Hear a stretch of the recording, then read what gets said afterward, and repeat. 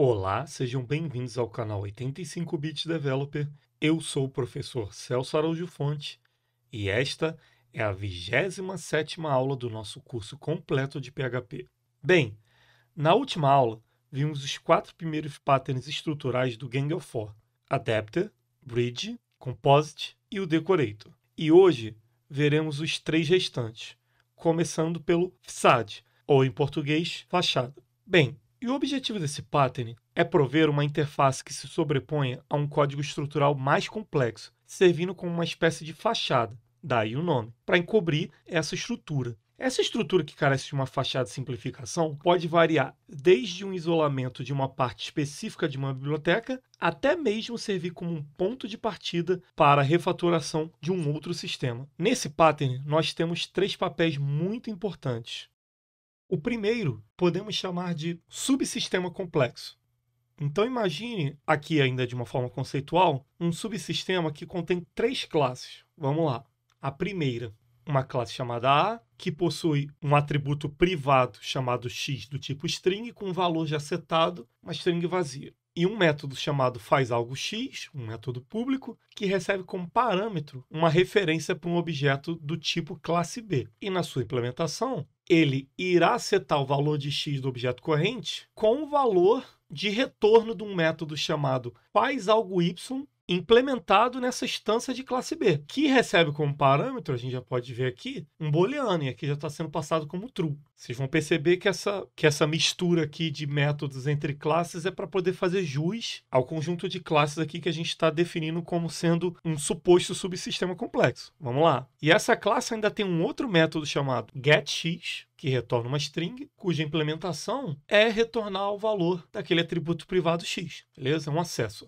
Faltam ainda 2 classes, vamos lá. A próxima é a classe B. Ela tem um método fazalgoY, que recebe um booleano e retorna uma string, até porque é basicamente o que o fazalgoX da classe A precisa, certo? E a implementação dela é a seguinte: apenas retornar o valor desse parâmetro convertido para string, é claro, né? Porque aqui a saída está sendo como string. Bem, e por último, a classe C também tem um atributo privado x, cujo valor é uma string vazia. Tem um método aqui chamado setX, que recebe como parâmetro uma variável chamada x do tipo string, e aí ele usa esse parâmetro para setar o valor do atributo x. Além disso, ele também tem um método chamado getY, aonde ele retorna o valor do atributo x concatenado com exclamação. Bem, observem que esse subsistema complexo conceitual ainda, ele carece de algum procedimento ou de algum mecanismo que simplifique a utilização dessas classes todas. E é para esse tipo de propósito que podemos utilizar o Facade. E como é que seria uma implementação conceitual do Facade usando PHP? Vamos lá. A ideia do Facade é que ele sirva como fachada de simplificação para um determinado subsistema. Então, ele vai ser aquele meio de campo responsável por prover uma espécie de API que simplifique aquele emaranhado de coisas de um determinado subsistema, para que a classe cliente ou o código cliente, que vai ser o próximo passo, ela possa ter mais agilidade ao usar o Facade do que ir diretamente no subsistema. Então, vamos lá.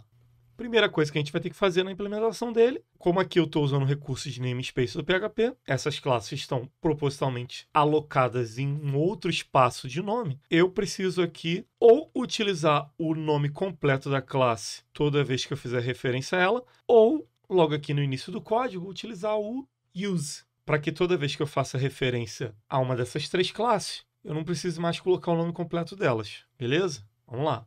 Começaremos então implementando uma classe para representar o Facade, chamaremos aqui de classe Facade. Ela terá um atributo A, que será uma referência para um objeto tipo classe A, mais precisamente, subsistema complexo classe A, uma para B, uma para C.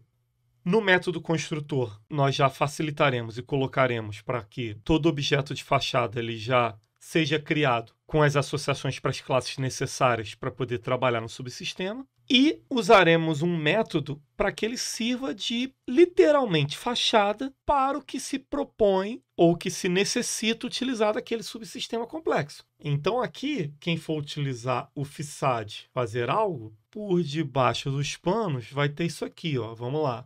Vamos chamar o método faz algo X dessa instância de A, passando como parâmetro essa nossa instância de B, referenciado pelo atributo B. Utilizaremos o método setX dessa referência de C, passando como parâmetro o resultado do método getX da referência para a classe A. E o retorno será o valor do método getY do objeto referenciado por C. Então, só nessas três linhas a gente já começa a ver, mesmo que ainda de forma conceitual, o quanto será vantajoso utilizar essa fachada e não tentar ir lá diretamente, criar as instâncias e fazer esses passos todos aqui para pegar o resultado esperado, beleza? E aí, nosso cliente poderia ser um código aqui diretamente, aonde eu crio uma instância do Fissad e chamo o método fazer algo. Se a gente executar lá no navegador, tá aqui, ó, uma exclamação. Bem, mas como nós poderíamos tirar proveito desse pattern em uma situação de uma aplicação de um domínio da vida real? Vamos lá. Para esse nosso exemplo prático, nós vamos, mais uma vez, utilizar o nosso domínio, bem como o banco de dados da livraria. Para quem não lembra, a gente usou pela primeira vez esse banco de dados lá nas aulas de PDO. Ele é um banco que está disponível não só para MySQL, mas para Postgres, SQL Server e Oracle. E além de tabelas como o próprio livro em si, esse banco também tem estruturas para poder representar os pedidos, isso é, os livros comprados pelos clientes num determinado dia e hora. Para dar uma complicada e aumentar a necessidade de a gente ter que utilizar o Fissad aqui, dessa vez o requisito da aplicação é que o cliente, isso é, o código cliente, tá? Não uma pessoa, ele precisa recuperar informações de um determinado livro e seus possíveis pedidos. Porém, as informações sobre o livro, o requisito dessa aplicação é que os dados eles sejam recuperados de uma API online que disponibiliza informações sobre livros. Essa API se chama Open Library. Nela a gente pode utilizar uma chamada GET do tipo de serviço REST e recuperar os dados no formato JSON. E aí com isso a gente usaria o JSON Decode do PHP para a gente poder trabalhar no PHP e navegar nessa estrutura de informação que ele possivelmente vai devolver. Por sua vez, conforme falei agora há pouco, os pedidos, esses sim, precisam vir do banco de dados dessa aplicação dessa livraria. Então, a necessidade vai ser criar algum mecanismo que possa combinar a informação desses dois subsistemas, por assim dizer, e de uma forma mais simplificada possível, devolver a informação como se fosse tudo de um lugar só. Para isso, é claro, a gente vai usar o Fissad. Então, vamos começar a implementar. Vamos lá. O primeiro passo vai ser fazer a conexão com o banco de dados. Para essa conexão, nós vamos literalmente copiar e colar as duas classes que nós utilizamos lá no exemplo de Singleton, aqui mesmo na parte do curso Design Patterns. E, novamente, para poder separar ou agrupar as classes como se fossem subsistemas de verdade, vamos aqui utilizar o conceito de namespace e aí colocar as duas classes que a gente utilizou lá no Singleton. A classe configuração, onde eu posso, dentre várias coisas, até trocar o DSN para que o PDO possa utilizar um outro banco de dados, que não seja mais MySQL. E a classe conexão em si, que tem o construtor privado e lá o singleton estático, porque é a classe onde nós literalmente implementamos o singleton, para garantir que só exista uma instância dessa conexão. Bem, o próximo subsistema nós chamaremos de back-end livraria. Nele, nós implementaremos apenas uma classe, já vai ser o suficiente aqui. Essa classe vai utilizar um padrão chamado DAO, Data Access Object, tá? Não é um pattern do grupo do Gang of Four, mas, na verdade, ele é classificado como sendo um pattern de um grupo chamado padrões arquiteturais, mas nada nos impede de utilizar aqui, porque ele é bastante útil para essa situação. Vamos lá. A classe se chamará pedido DAO, onde eu terei um atributo chamado PDO, que será uma referência para um objeto tipo PDO. No método construtor, para instanciar um objeto de pedido DAO, será necessário passar uma instância de PDO. E a gente vai lá e seta naquele atributo. Logo em seguida, nós implementamos um método chamado recuperar por ISBN. ISBN, que é o International Standard Book Number, tá? Que é uma espécie de CPF mundial que cada livro tem. O usuário dessa classe, quando utilizar esse método, ele vai passar esse número, tá? Que na verdade é uma string grandona, e nós vamos utilizar ele para fazer o seguinte.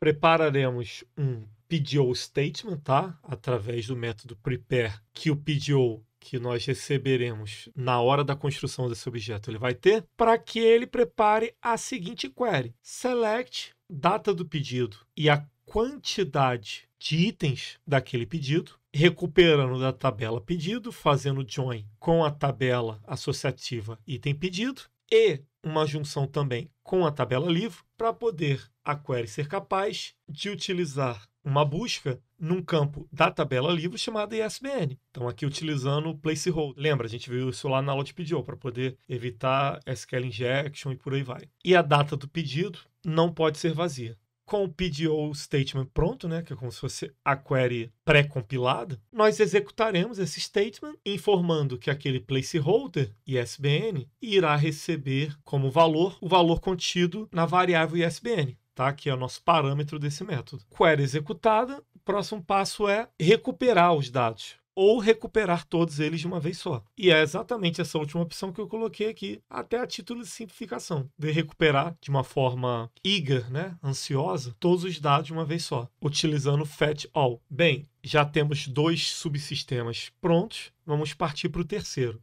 O terceiro nós chamaremos de Open Library. A classe se chamará Open Library REST. Essa classe ela terá uma constante privada chamada URI, tá? Que é Uniform Resource Identifier. Uma espécie de URL, mas que serve para identificar um recurso na internet mesmo, sabe? Como se fosse uma chave primária mesmo. Através dessa URI, em um método chamado recuperar por ISBN, vai receber o ISBN por string, nós vamos fazer o seguinte: vamos pegar aquele endereço colocado na constante e concatenar com o seguinte: interrogação, que é para poder começar a passar meus parâmetros na URL, lembra? E aqui, com parâmetro, nós iremos passar a chave, né, ou o parâmetro pibkeys, cujo valor será ISBN, concatenado com o número do ISBN, e um outro parâmetro chamado JSCMD, com valor data, dizendo que eu quero recuperar lá os dados do livro, e o último parâmetro chamado format com o valor JSON, informando essa API que eu quero que o retorno dessa pesquisa que eu estou fazendo, tá? Passando o ISBN, seja no formato JSON, isso é, a notação de objetos JavaScript, beleza? E aí, com essa nova string formada, o próximo passo é, primeiro, dar um file get contents, que é a maneira mais simples e mais rápida de dar um get utilizando PHP.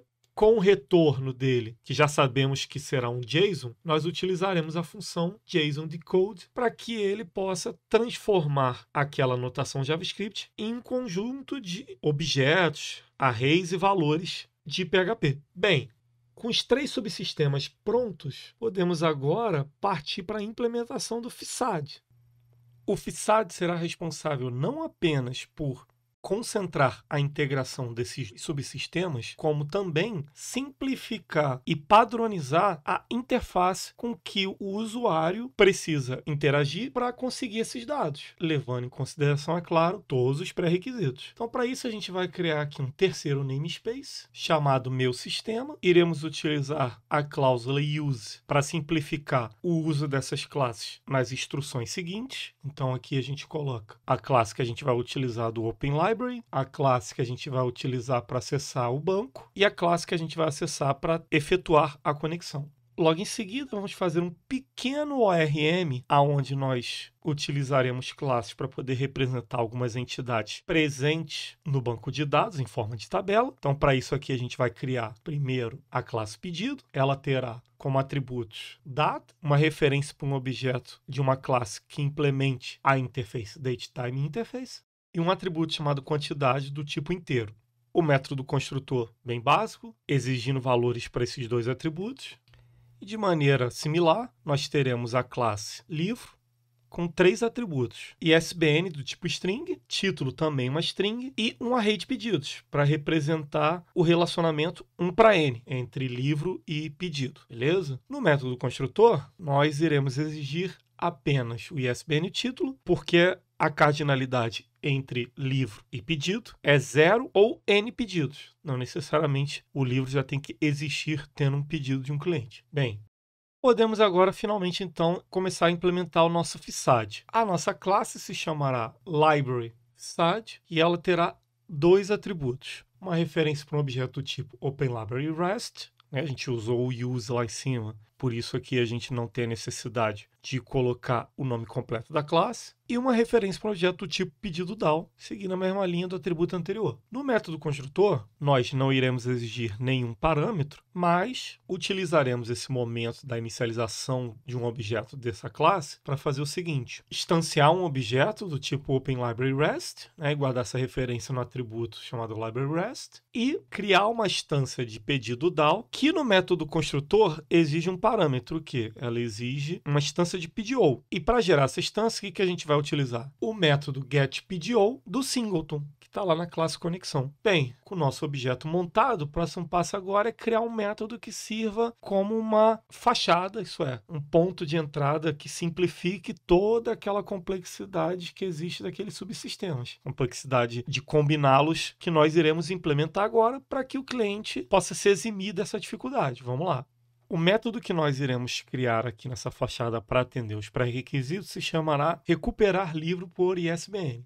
Vai receber um parâmetro aqui chamado ISBN, vai devolver uma referência para um objeto do tipo livro ou um nulo. A gente está usando aqui a interrogação antes, para dizer que ou vai ser esse tipo retorno ou vai ser um nulo. Bem, para começar nossa implementação, vamos inicializar uma variável aqui chamada livro, que vai começar com o valor padrão de nulo. Logo em seguida, utilizaremos o método recuperar por ISBN do LibraryRest para poder pegar as informações que aquela API online tem sobre o livro. Mas é claro que isso não atende completamente a necessidade do cliente. Vamos lá.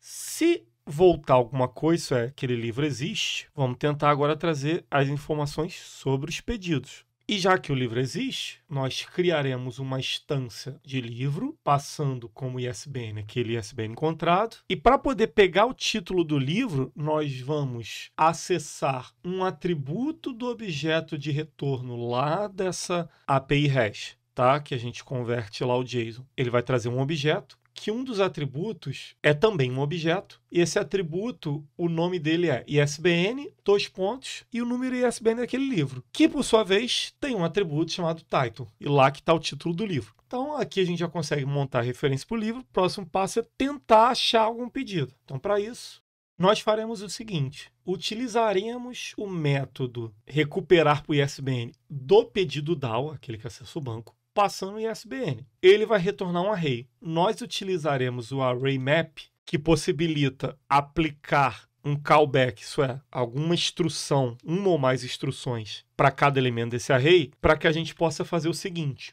para cada valor dentro desse array, isso é, o retorno que vai vir do banco de dados, nós criaremos uma nova instância de pedido. E o pedido ele precisa de duas coisas. Uma é a data do pedido e a outra é a quantidade. Quantidade sem problema. Está lá no banco de dados, é uma coluna que também é um inteiro, independente do SGBD utilizado. Porém, a data, aqui a gente vai precisar fazer uma pequena conversão. Vamos lá. Utilizaremos a função createFromFormat da classe datetime e iremos criar um objeto datetime utilizando o valor que vem na coluna data, tá? Do resultado do banco. E para quantidade, simplesmente pegaremos o valor que vem na coluna quantidade, beleza? E aí, com isso, teremos um array de referências para objetos do tipo pedido, cujos valores são recebidos do banco de dados, e a gente guarda esse array no atributos pedidos de livro, lembra? Que é um atributo do tipo array. E aí, por último, nós retornamos a instância de livro. Bem, podemos fazer agora o nosso código do cliente e utilizar o FISAD sem muitas delongas. Começamos aqui criando uma instância de FISAD e logo em seguida guardaremos em uma variável o valor, que pode ser nulo ou uma referência do objeto do tipo livro, que o método recuperar livro ISBN do FISAD irá retornar. E aí, propositalmente aqui eu estou passando esse código ISBN, que é nada mais nada menos que o ISBN do livro de Design Patterns do Gang of Four. Vou colocar aqui para dar um dump nessa variável e vamos ver o que ela retorna. Vamos lá. Bem, tá aqui o nosso resultado, tá? O livro veio lá da API, que era o title lá Design Patterns. O ISBN é o mesmo que a gente passou. E aqui um array de pedidos, que foram os pedidos que eu criei nesse banco de dados. Aqui no meu caso, nesse exato momento, está sendo um MySQL. e cada um deles está sendo literalmente uma linha na tabela pedido feito para esse livro. Bem, e o penúltimo pattern estrutural é o flyweight, ou em português, peso mosca. O flyweight é um pattern muito interessante, porque ele visa minimizar o uso de memória RAM através do compartilhamento de partes comuns do estado de uma entidade entre múltiplos objetos, ao invés de manter todos os dados em cada objeto. A ideia primordial desse pattern é fazer uma separação literal do estado do objeto entre duas partes. A primeira parte é conhecida como estado intrínseco. Isso é, a parte imutável do estado do objeto, parte mais interna do estado, que não depende do contexto e pode ser compartilhável. A segunda parte é o estado extrínseco, parte mais externa do objeto, que varia de acordo com o contexto. Então, por isso, ela é mutável e por isso não faz sentido ou utilidade que ela seja compartilhável. Como resultado dessa dicotomia, teremos um controle rigoroso da quantidade de estados intrínsecos que um objeto poderá ter e, através do compartilhamento dos dados utilizando referência para objetos, será possível economizar uma quantidade considerável de memória RAM. Mas como implementar esse pattern utilizando PHP? Vamos lá. Bem, a implementação mais comum do flyweight é literalmente ter uma classe para representar o estado intrínseco, que é o flyweight em si, e outra classe para representar o contexto, que é o estado extrínseco. Então, começaremos aqui com a classe flyweight, que terá apenas um atributo chamado ID, privado. É muito importante que o atributo seja privado, porque a ideia do flyweight é que a única modificação que possa ocorrer em um objeto intrínseco seja literalmente no momento da criação desse objeto, isso é, no momento da instanciação, que no PHP, é claro, nós definimos isso no método construtor. E aqui, de maneira com que seja possível evidenciar a instanciação por demanda das instâncias de flyweight, vamos colocar um var_dump indicando a construção de um objeto de flyweight com determinado ID. E logo em seguida, setaremos o ID desse objeto com o parâmetro ID recebido no método construtor. Bem, opcionalmente também, podemos ter um comportamento aqui no flyweight chamado fazalgo, que recebe o valor de um estado extrínseco, tá? E a partir dele, essa classe poderia, por exemplo, combinar o seu estado interno com um estado externo recebido através desse método, e aqui, por exemplo, fazer uma concatenação, tá? Para mostrar a possibilidade dessa combinação entre os dois estados. Lembrando que o estado intrínseco ele não vai guardar o estado extrínseco, ele vai apenas receber e utilizar em tempo de execução. Bem, com o flyweight definido, podemos passar agora para a outra metade dessa dicotomia de um estado de uma entidade. Podemos partir agora, então, para o estado extrínseco. Ele terá dois atributos. O primeiro será um atributo para poder qualificar o contexto do estado extrínseco, tá? Então, cada instância de extrínseco terá seu valor único. E é claro que o extrínseco sozinho não faz muito sentido. Ele precisa também de uma referência para um objeto do tipo flyweight, tá? Que é o estado intrínseco. Nessa classe, então, nós colocaremos no método construtor a exigência da existência de um estado intrínseco e um valor de contexto. Setaremos esses dois valores e aí pronto, já temos a nossa classe extrínseca conceitual pronta. Bem, mas quem poderia se responsabilizar por encapsular a lógica de garantir o compartilhamento de estados intrínsecos com a criação de contextos individualizados? Bem, para isso, nós temos um terceiro papel bastante importante desse pattern, que é a fábrica de flyweights. Nela, nós podemos ter um atributo, né, uma coleção para guardar os nossos flyweights. Na verdade, essa coleção vai ser literalmente o cache. E aí, nela, nós podemos ter um método chamado getFlyweights, aonde, através de um parâmetro ID, nós iremos controlar se uma determinada instância de flyweight já se encontra naquela posição indexada pelo aquele identificador, tá? Que é um atributo exclusivo do estado compartilhável, né? Do estado extrínseco. E no caso da não existência dessa instância, nós iremos criá-la e armazená-la nessa posição. Então, agora, tendo uma garantia de que essa instância existe, nós iremos retornar essa instância de flyweight. Além disso, como o array de flyweights está privado, nós colocaremos uma função auxiliar chamada getTotalInCache para para permitir com que o usuário dessa classe ele possa ter acesso ao tamanho do cache, tá? Utilizando a função count do PHP. Bem, a fábrica de Flyweight vai nos ajudar a ter um controle rigoroso dos objetos compartilháveis, porém, ainda falta alguém que possa unir o estado extrínseco com intrínseco e utilizar essa fábrica, logicamente. Esse quarto papel pode ser assumido por uma classe chamada cliente. Essa classe ela pode ter dois atributos. O primeiro, uma referência para um objeto do tipo Flyweight Factory e uma coleção, aqui utilizando o tipo array, chamada dados. Bem, qual a ideia dessa classe? Vamos lá. No método construtor, nós colocaremos para toda classe cliente ela já nascer com uma referência para uma fábrica de Flyweights. E através de um método chamado adicionar, que precisa receber um atributo string chamado id e um atributo inteiro chamado valor, se a gente lembrar bem, um faz parte do intrínseco, o outro do extrínseco, nós faremos o seguinte: adicionaremos naquele array dados um novo extrínseco composto de um Flyweight gerenciado pela fábrica de Flyweights e o valor é o mesmo que foi passado para a função adicionar. Então aqui está literalmente a unificação desses dois estados, só que de maneira controlada.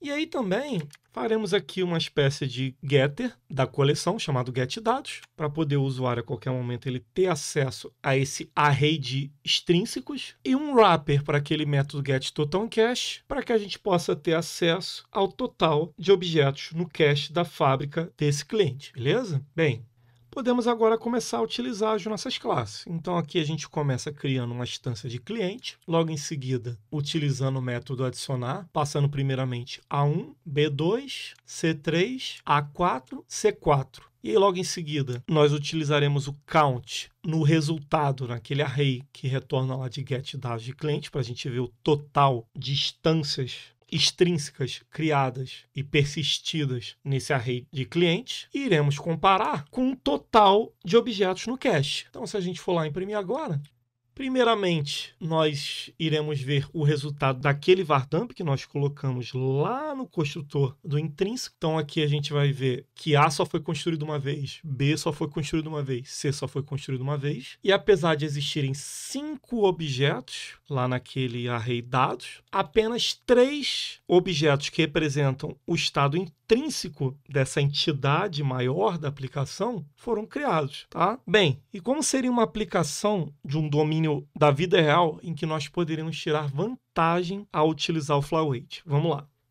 Bem, e o contexto da nossa aplicação será o domínio do controle de inventários de produtos. E esses produtos, por sua vez, eles estarão disponíveis em um catálogo de produtos. E esses produtos, é claro, eles podem ser vendidos, porém o tipo do produto continua sendo o mesmo. Então a gente já começa a enxergar uma possibilidade de ter um estado que varia, no caso o produto vendido, e um estado que não varia, que seria o tipo do produto em si. Então, para esse tipo de aplicação, Flyweight pode ser muito interessante. Então vamos começar.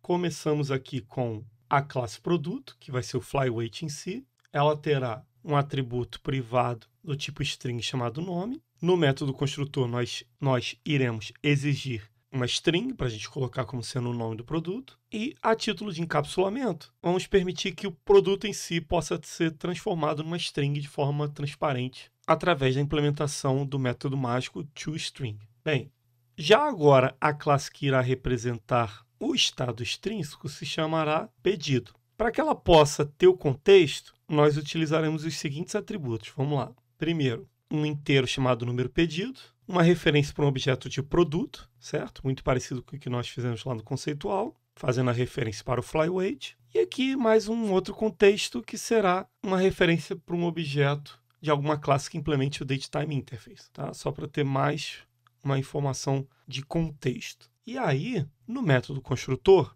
nós só iremos exigir o número do pedido e o Flyweight. Por quê? Nós utilizaremos a classe DateTimeImmutable para que a gente possa colocar a data e a hora do sistema em tempo de execução, tá? Isso vai ficar encapsulado dentro do método construtor. E o comportamento da classe extrínseca será um método chamado processar, que, a título de simplificação, didático, irá imprimir uma string que será a concatenação de encomendado com o toString do produto, certo? Do pedido número do pedido, e a data no formato brasileiro, tá? Com quebra de linha aqui, tanto para navegador quanto para linha de comando. Bem, com essas duas classes prontas, podemos passar agora para implementar a nossa fábrica de flyweight, que no contexto dessa aplicação se chamará catálogo.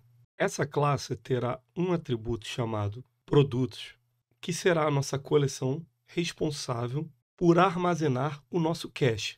Isso é, garantir o reuso das instâncias do estado intrínseco da entidade no qual deseja-se utilizar o flyweight.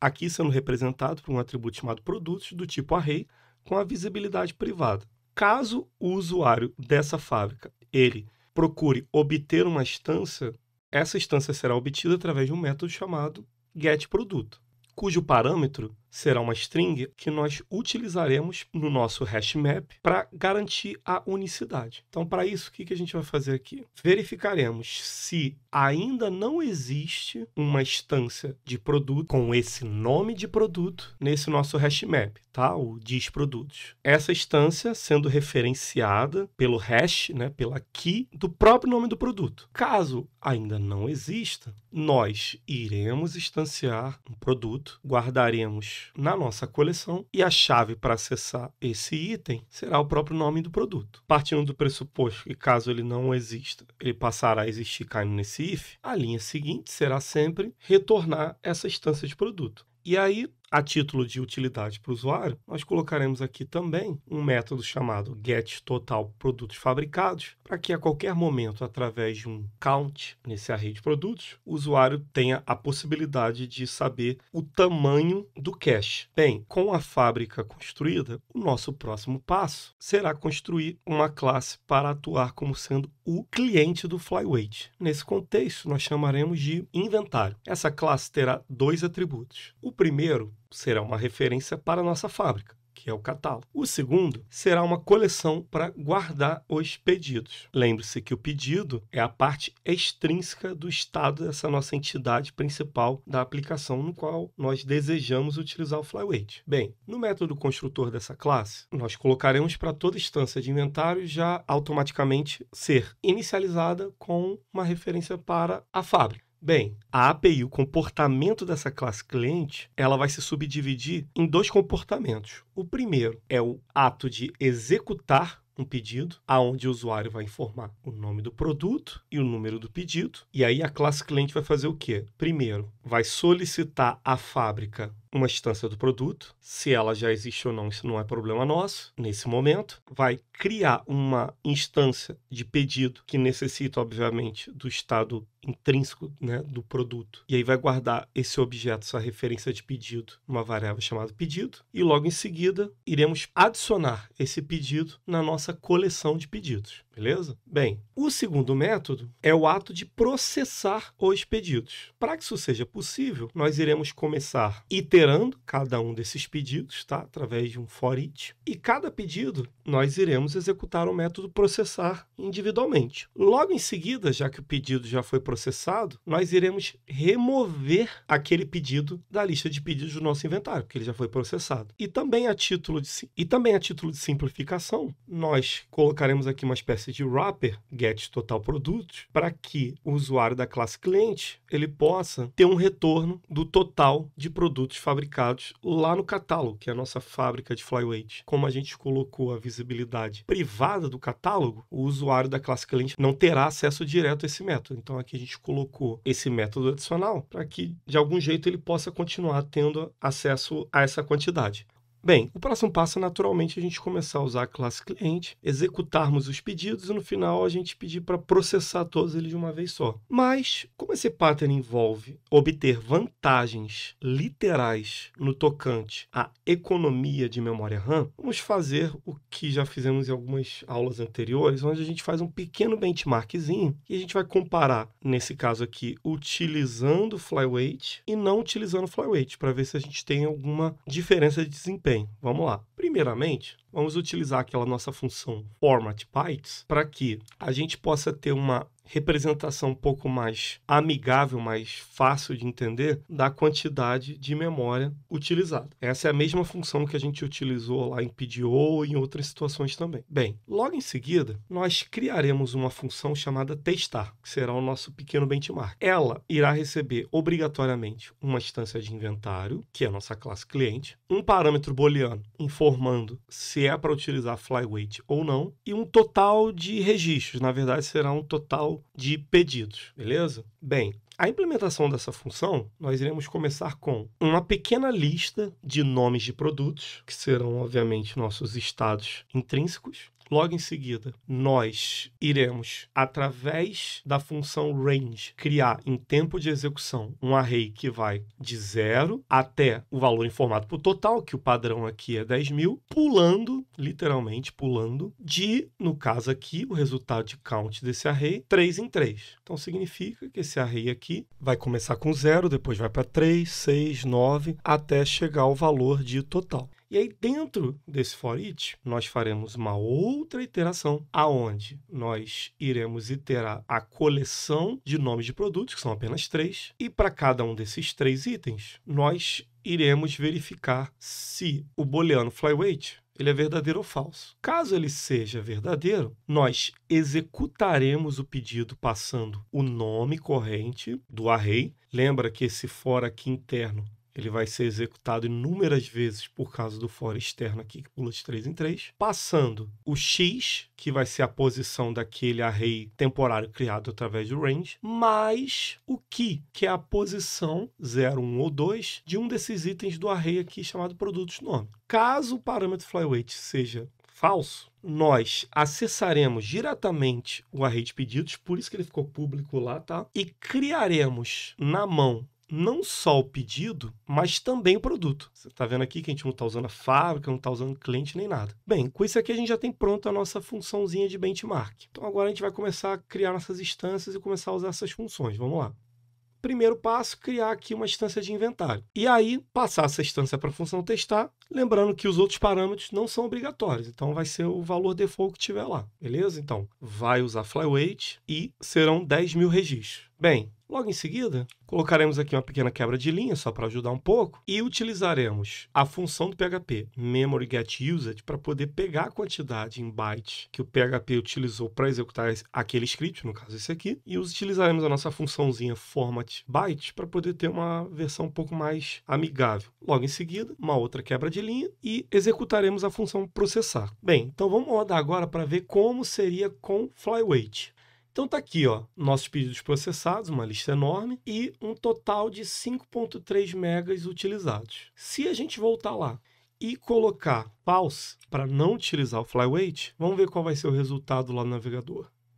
6.1 megas. Dependendo da quantidade de F5s aqui que eu dê, pode variar um pouquinho. Mas isso significa que aproximadamente uns 13, 14% de diferença. Lembrando que a gente só colocou nesse benchmark 3 diferentes instâncias de produto. Mas já foi suficiente para mostrar o quanto afeta a questão do uso de memória. Beleza? Bem, e o último pattern do grupo estrutural é o proxy, que, em sua forma mais comum, é basicamente uma classe que funciona como uma interface ou um intermediário, placeholder no original, para alguma outra classe, seja por razões de desempenho ou até para garantir algum tipo de regra de acesso. Em suma, um proxy é um objeto que atua como um agente que será chamado pelo cliente para acessar o objeto do serviço real nos bastidores. O uso do proxy pode ser simplesmente encaminhando o pedido para o objeto real ou fornecendo uma lógica extra para o mesmo. Na definição original do proxy, existem 4 variações principais desse padrão. A primeira é conhecida como virtual. O proxy virtual ele serve para mitigar a criação de objetos custosos, fazendo com que os mesmos sejam apenas instanciados por demanda. Essa técnica é comumente conhecida hoje em dia como lazy load. O segundo tipo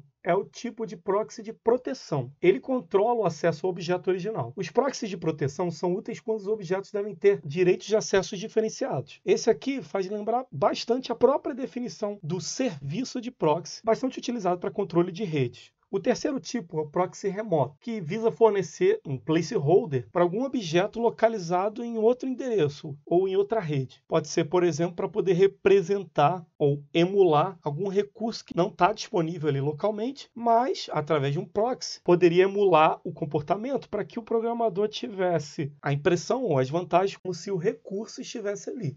O quarto tipo é chamado de referência inteligente. Ele é a substituição de um ponteiro simples que executa ações quando o objeto é acessado. Que situações podem ser essas? Exemplo, contar o número de referências a um objeto real para que ele possa ser liberado automaticamente quando não há mais referências. Esse quesito aqui, por exemplo, tem importância no âmbito de economia de memória RAM. Outro exemplo de referência inteligente, carregar um objeto persistente na memória quando ele é referenciado pela primeira vez. Então, o proxy ele também pode servir para poder intermediar esse carregamento de forma que fique transparente para o usuário da classe proxy. Uma outra situação também de referência inteligente é verificar se o objeto real ele está sendo bloqueado antes de ser acessado, para garantir que nenhum outro objeto possa alterá-lo. É uma espécie de variação do que seria o proxy de proteção, só que aqui num nível um pouco mais baixo, pois esse bloqueio poderia ser, por exemplo, uma espécie de transação. Bem, e como seria uma implementação conceitual utilizando PHP? Vamos lá.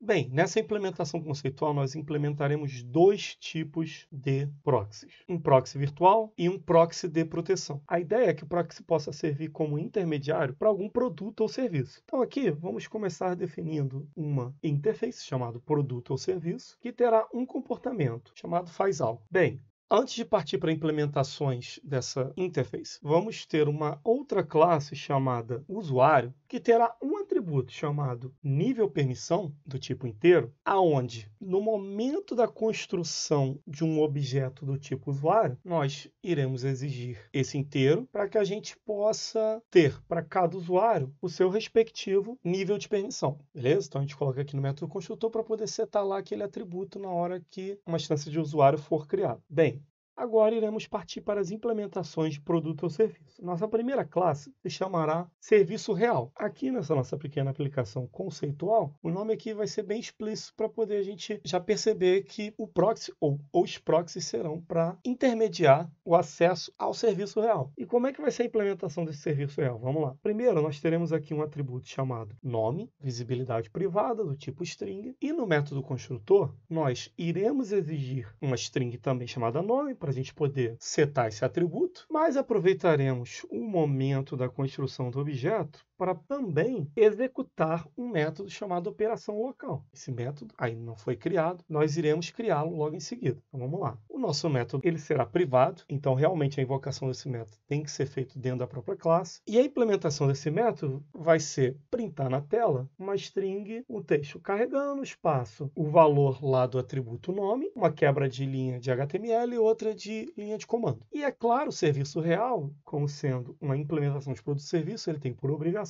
implementar o método faz algo, que nesse nosso caso aqui será uma string com texto executando a string nome, br quebra de linha também de linha de comando. Bem, agora tendo o nosso serviço real, vamos partir para os proxies. O nosso primeiro proxy se chamará proxy virtual. Observe que ele também faz parte da hierarquia de produtos ou serviços. Afinal, para o nosso cliente, tem que ser o mais transparente possível. Ele está acessando via proxy ou diretamente. Uma lógica, entre aspas, parecida com o que é o proxy utilizado para controle de internet, por exemplo, nas empresas. A pessoa acha que está acessando a internet direto, mas na verdade ela está passando por um proxy. Para a implementação desse proxy, nós teremos dois atributos. O primeiro, uma referência para um objeto do tipo que implemente produto ou serviço, ou um nulo, observe aqui a interrogação, e a gente vai já até aproveitar e setar ele como nulo de cara. E o segundo atributo será uma string chamada nome, também privado. Bem, no método construtor, nós iremos exigir uma string chamada nome para setar ela no atributo nome. Bem, temos que agora, como o próprio NetBeans ele já está reclamando, implementar o método faz algo. A implementação aqui desse método será a seguinte: testaremos para ver se a referência para produto ou serviço designada para o atributo serviço dessa classe, ela se encontra vazia. Caso ela esteja vazia, nós iremos criar uma instância de serviço real, colocaremos a referência no atributo serviço. Observe que a gente vai pegar o nome que a gente exigiu no método construtor e passar para o construtor do serviço real. E aí, partindo do pressuposto que agora, passando por esse if ou não, a gente vai ter um produto ou serviço lá setado, nós podemos nos dar ao luxo de executar o método faz algo, não nosso, que senão ficaria numa recursividade infinita, mas do serviço que nós estamos proxiando. Bem, com isso a gente já tem a implementação aqui do nosso proxy virtual. Vamos partir para o nosso segundo proxy. O nosso segundo proxy se chamará proxy proteção, também implementação de produto ou serviço. Ele terá 3 atributos. Vamos lá. O primeiro, uma referência para um objeto de uma classe que implemente produto ou serviço. Observe que dessa vez não tem a possibilidade de ser nulo. O segundo atributo é uma referência para um objeto do tipo usuário. O terceiro atributo é uma constante de nome valor mínimo, cujo valor é um inteiro 10. Bem, no método construtor, nós iremos exigir 2 parâmetros. Primeiro, o nome. O segundo, uma referência para um objeto do tipo usuário. Com eles, nós setaremos o atributo produto associado, que observe aqui que o produto associado está tomando a forma de usuário, porque o proxy, ele, além de intermediar a questão do acesso ao produto, ele vai ter um objeto associado, que nesse caso aqui vai ser o usuário. E aí, logo em seguida, nós também criaremos uma instância do tipo serviço real e guardaremos essa referência lá no atributo produto. Bem, logo em seguida, é claro, temos que implementar o método faz algo. A implementação aqui em proxy proteção de faz algo será o seguinte: se aquele usuário lá, que aqui a gente está dando o nome de produto associado, o atributo nível permissão for maior ou igual o valor definido lá naquela constante, no caso aqui 10, então nós iremos executar o faz algo do serviço real. Caso contrário, vamos imprimir na tela aqui sem permissão. Poderia ser uma exception também. Bem, com isso a gente também terminou aqui a implementação desse proxy proteção conceitual. Vamos agora começar a criar nossas instâncias para a gente poder ter um uso de todas essas classes. Vamos lá. Bem, vou utilizar bastante comentário aqui para a gente poder tornar explícito o comportamento de cada proxy. Vamos lá. Então, o meu primeiro comentário aqui será o seguinte. Primeiro, a implementação. Como será essa primeira implementação? Vamos criar uma instância de proxy virtual, passando aqui serviço ABC123 e guardando a referência para esse objeto numa variável chamada serviço1. Aí, logo em seguida, vamos criar um segundo serviço chamado serviço XPTO 9999 e guardar a referência para esse objeto em serviço 2. Bem, com esses dois objetos, vamos fazer o seguinte. Vamos começar agora a invocar os métodos. Vou começar invocando o método faz algo de serviço 1. Lembrando que, na verdade, não é bem o serviço, né? É um proxy para o serviço. Quando eu executar a primeira vez, o carregamento vai ser necessário. Logo em seguida, eu vou executar o faz algo de novo. Ele vai ter já aquela referência, então o carregamento vai ser desnecessário. Agora, se eu chamar o do serviço 2, já é um outro serviço, serviço XPTO, quando eu chamar o faz algo a primeira vez, ele vai criar uma referência lá para esse outro serviço real. Se eu chamar de novo, ele já vai ter a referência inteligente, não vai precisar chamar, certo? Do mesmo jeito, se eu chamasse aqui o faz algo de serviço 1 de novo, ele não teria necessidade de ir lá e criar novamente aquele serviço real. O caso, serviço ABC123. Bem, agora vamos partir para a segunda implementação, que no nosso caso é o proxy proteção. Então aqui eu vou dar o nome de serviço fulano 171 e vou passar para ele uma referência de um usuário com nível de permissão 11. Se eu tentar fazer algo uma ou duas vezes, vamos ver o que acontece lá rodando no navegador. Bem, aqui a gente consegue ver um pouco do que já foi colocado lá em forma de comentário daquele nosso primeiro tipo de proxy. Às vezes em que foi necessário fazer o carregamento, ele printou aqui na tela. Já as outras vezes que não foi necessário, ele apenas executou o faz algo do serviço real, é claro. Aqui, por exemplo, vemos as execuções já do serviço de proteção, que executou sem problema. Agora, se nós voltássemos lá e diminuíssemos o nível de permissão do usuário para 9, nenhuma das tentativas teria tido sucesso, porque o nível de permissão estaria menor do que o definido naquela constante. Bem, e como seria uma implementação de um domínio real utilizando o proxy? Vamos lá. Bem, e o domínio da nossa aplicação será o domínio bancário, aonde, além da existência da conta bancária em si, nós precisaremos de um proxy para intermediar possíveis formas de pagamento. Então vamos lá para a implementação. Começaremos aqui com a criação de uma interface chamada forma de pagamento, cujo comportamento será o seguinte: um método chamado pagar, que receberá como parâmetro um float chamado valor e poderá retornar verdadeiro ou falso. Isso é um booleano. Bem, com essa interface criada, partiremos para nossa primeira implementação, que, de uma maneira comparativa ao exemplo anterior, seria algo equivalente ao serviço real. Nesse contexto aqui, o nosso serviço ou produto real será a conta bancária. Ela implementará a interface forma pagamento e terá um atributo chamado saldo do tipo float. Bem, e no método construtor dessa classe, nós iremos tornar optativo um parâmetro chamado saldo do tipo float, e ele é optativo por quê? Ele tem um valor default lá, 0. Caso o usuário dessa classe, no momento que criar uma instância de conta bancária, ele resolva não passar parâmetro nenhum no método construtor, iremos assumir o valor default, 0. Bem, com esse parâmetro, nós setaremos o atributo saldo no objeto dessa classe. Como o próprio NetBeans ali já está reclamando, nós precisamos implementar agora, então, o método pagar, certo? Que está lá na definição da interface que essa classe a gente colocou lá para implementar. E a implementação será o seguinte: se o saldo for maior ou igual o valor passado como parâmetro nesse método pagar, nós iremos subtrair do saldo ele mesmo menos o valor passado como parâmetro. E aí, logo em seguida, ainda no caso verdadeiro desse if, retornaremos true. Caso contrário, a condição do if seja falsa, retornaremos false. Bem, como o saldo ele tem a visibilidade privada, vamos colocar aqui um pequeno accessor chamado getSaldo para permitir que o quê? O usuário dessa classe possa ter acesso ao valor do saldo, beleza? Bem, agora vamos implementar o proxy para esse produto real. Vamos lá.